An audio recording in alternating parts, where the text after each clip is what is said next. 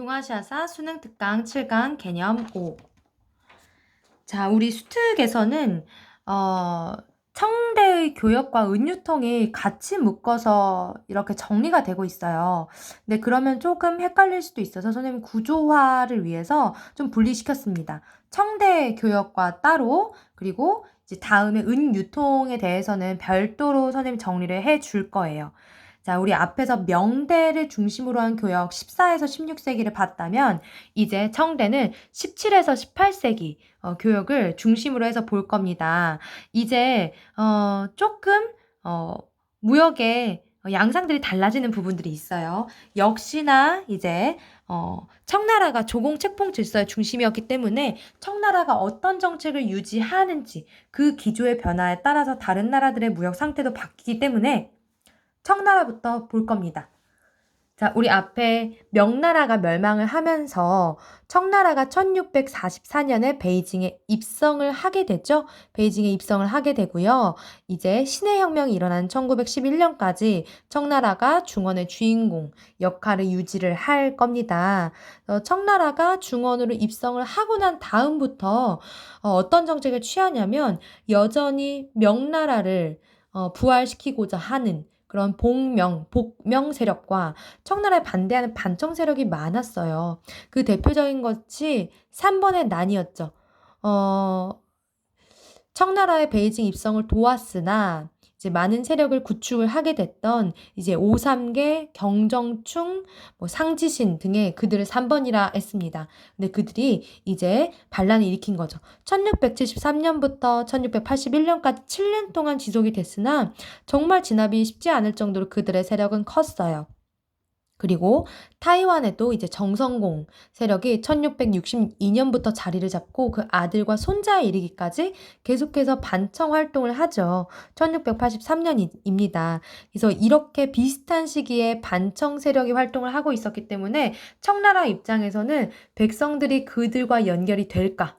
그들과 합세를 해서 청나라에 반대를 할까 두려웠기 때문에 해금 그냥 단순히 민간인이 바다로 나가는 것을 금지하는 해금보다 더 센 정책을 해요. 그게 청계령입니다. 연해 지방에서도 살지 못하게 하는 겁니다. 몇 킬로미터 이상으로 떨어져 살게 하는 것이 청계령이에요.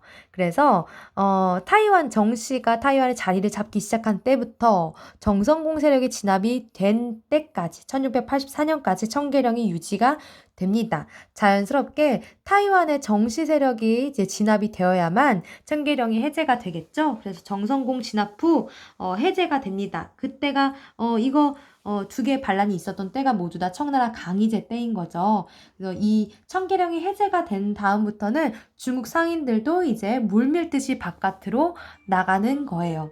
그래서 청나라 상인들이 동남아나 나가사키로 진출을 이제 물밀듯이 하게 됩니다. 이것으로 인한 변화는 또 이따가 일본 부분에서 이야기를 할 거고요. 그러면 이제 조선과 청의 사이에서 이루어진 무역의 형태를 봅시다. 조선도 이제 병자호란 이후에 청과 군신관계를 체결해야 됐기 때문에 공식 사절을 보내겠죠. 명나라로 갔던 사절을 조천사라고 했던 반면에 청나라로 갔던 사절들을 연행사, 연경으로 가는 사절단이라고 부릅니다. 선생님이 여러 차례 이야기했지만 이제 조천사와 연행사는 그 뉘앙스가 약간 달라요. 천자를 뵈러 가는 사절단, 그리고 그냥 연경에 가는 사절단이라는 데서 약간 느낌이 다르죠. 네, 정묘전쟁 이후로 경제적인 어떤 교역도 다시 재개가 됐기 때문에 이런 청나라의 교역이 본격화가 됐고요. 이제 조선 후기에 이르면 조선에서도 내부 상업이 발달합니다. 여러분들도 기억할 거예요. 각지에서 사상들이 등장을 하죠. 경당상인, 만상, 내상, 다음 단어에서 다룰 내용이지만 이렇게 안에서의 상업도 발달을 하면서 다른 나라의 무역도 발달합니다. 그래서 이런 국경 지역에서 시장이 열려요. 공무역을 개시라고 했습니다. 그리고 사무역을 후시라고 합니다.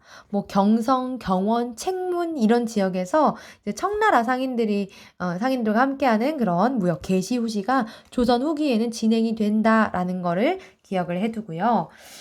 이제 조선과 일본의 관계를 보도록 할 겁니다.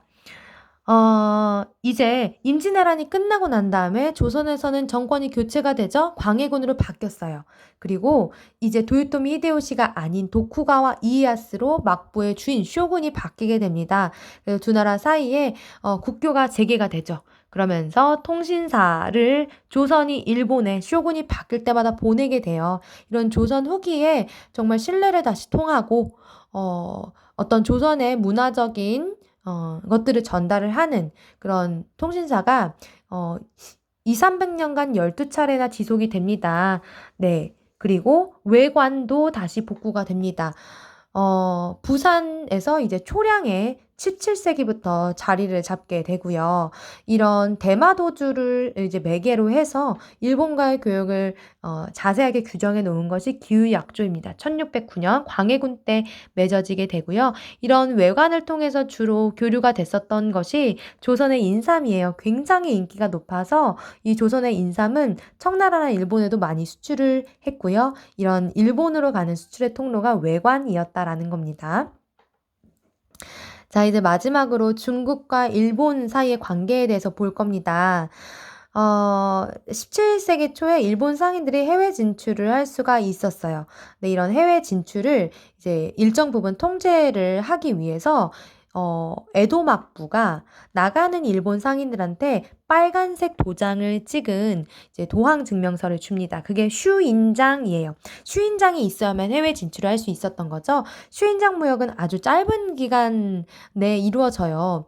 1603년에 시작 시점에 대해서는 조금 여러 가지 이야기가 있을 수 있으나 그래도 네, 에도 막부가 존재하고 난 다음부터라고 우리 교육과정에서는 알아놓는 게 좋습니다. 1603년, 네, 에도 막부 수립 시점이네요. 시작돼서 1635년까지 지속된 이런 무역의 형태를 슈인장 무역, 뭐 슈인선 이렇게 부르기도 하는데요.